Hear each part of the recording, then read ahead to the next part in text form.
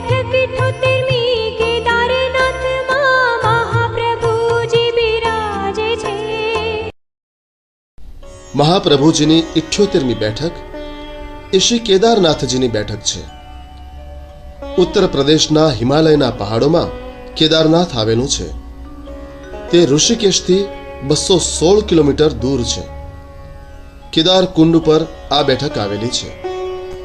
હરિદ્વારથી ગૌરી કુંડ પહોંચ્યા પછી 12 માઇલ ચાલીને કેદારનાથ જઈ શકાય છે.